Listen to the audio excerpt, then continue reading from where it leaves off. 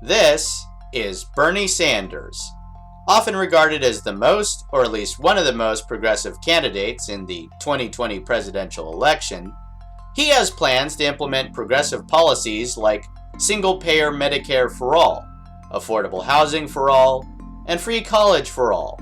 And while this might not seem very progressive to the people who have to pay for it, he would even raise the minimum wage to $15 an hour.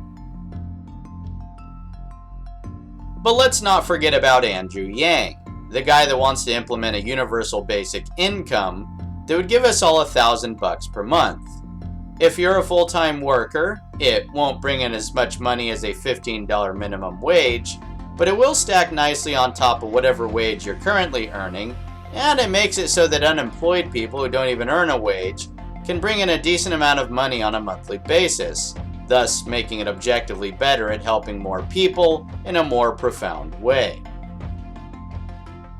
Bernie Sanders used to support a universal basic income, but has decided that he has a better idea: a federal jobs guarantee.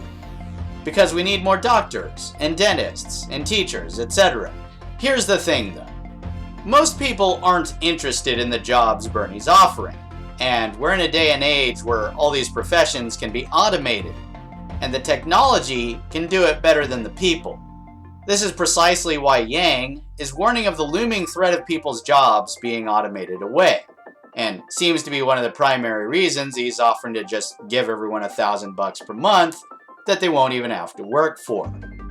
But while Yang might be more progressive than Bernie in some areas, Bernie may be more progressive than Yang in others, which has led to some frustration among both the Bernie supporters and the Yang gang.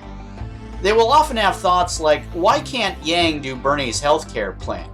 Or why can't Bernie do universal basic income?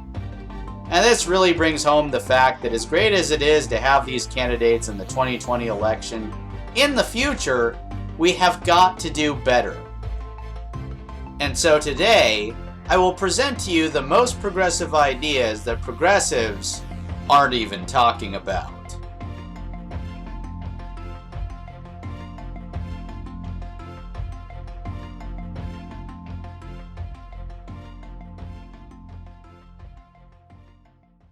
Have you ever noticed that progressive ideas often cost a lot of money to implement? This, of course, creates a lot of anxiety about whether the country can even comfortably afford it or not. And it just gets even worse when we start getting into the taxes. Whether we're talking an income tax, wealth tax, carbon tax, value-added tax, or some other tax, people do not want to have to spend more money than what they're already spending. So we need some way of funding these progressive programs that not only doesn't tax anyone, but can also make people more confident in our ability to afford implementing these projects. And that is why we need a bottomless budget. Just as we created trillions of dollars of new money to bail out Wall Street, we can create trillions of dollars of new money to bail people out of their medical bills or student debts. Hell, we can even pay students to get good grades. We could fund a universal basic income and all sorts of other great things, while finally doing away with taxation once and for all.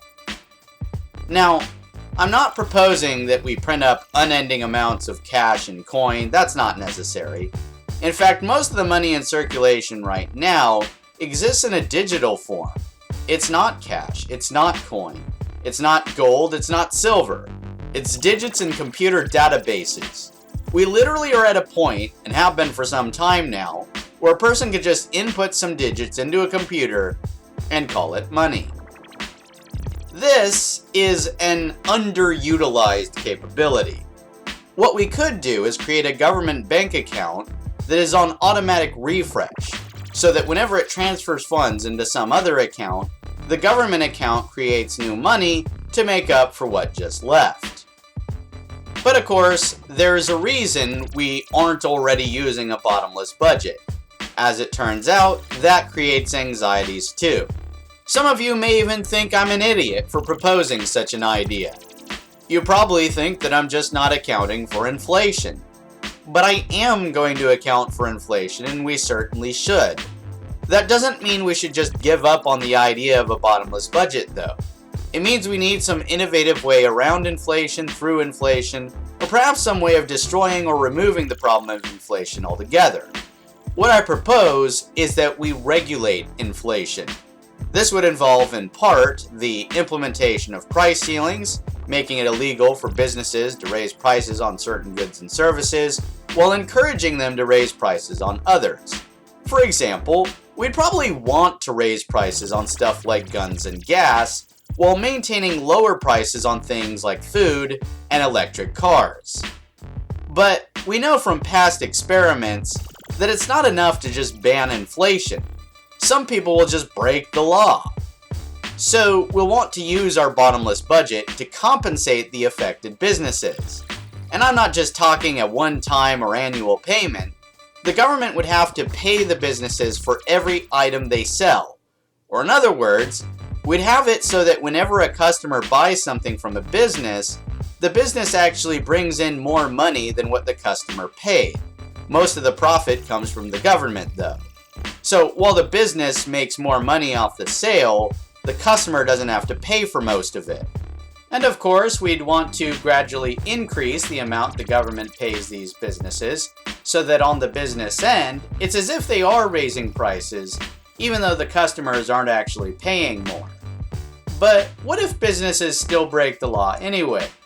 The punishment will be that police arrive at the place of business with an engineer who will equip the business with an automated security system that physically prevents them from breaking the law again. It would do this by setting specific prices that can't be changed. If anyone were to try and hack it so that they could change it, the system would automatically notify the authorities. In which case, someone might just lose their government compensations or even their business license. Then, someone else could receive a promotion, or if no one's available to fill the position, management could be automated, fully assimilating the business into a government operation. Suffice it to say, inflation is not an adequate reason to not do a bottomless budget, especially since it provides us with the funding necessary to implement more sustainable systems of mining, manufacturing, farming, and allocating resources. So if you're worried about empty shelves, we can prevent that too, especially if we put less dependence on manpower and rely more heavily on automation. But what about workers' pay for the people that still have jobs? Well, with a bottomless budget, we can create a new government-funded minimum wage that stacks on top of the employer-funded wage. That way, employees get more money for the work that they do, but the employer doesn't have to pay for most of it. But in addition to that, we could even have government-funded tips that stack with the customer-funded tips.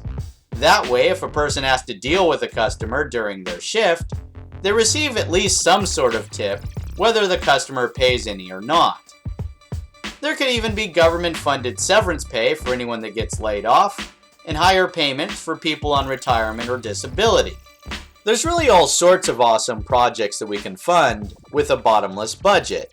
But one of the more important ones is new modernized villages, towns, and cities, as opposed to the archaic ones that we live in right now. The villages and cities that you see on the screen right now were designed by the organizations One Community and the Venus Project.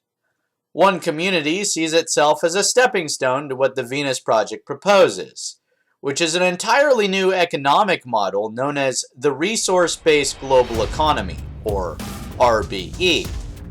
It's not anything we can expect to build overnight, and it will probably take many years to fully implement, but here's essentially how it would be done. We have to build new, pre-planned cities all over the world. Cities that are pre-designed to be as self-sustaining as possible, and run on clean resources as much as possible. Reusable resources, recyclable resources, and renewable resources that can be swiftly mass-produced in high abundance. These cities would utilize smarter homes, smarter roads, smarter transportation, vertical farms, 3D printers, and resource-sharing access centers that work kind of like a public library, only with more diversity in the kinds of resources available to share. But my favorite part about these cities is that all the jobs that no one actually wants to do, or in other words, the really shitty jobs that people are only willing to do if you pay them, would be done by machines. And thus, through automated processes, everyone living in these cities that would be constructed all over the world would be given access to the things they need without a price tag, because you don't have to pay machines.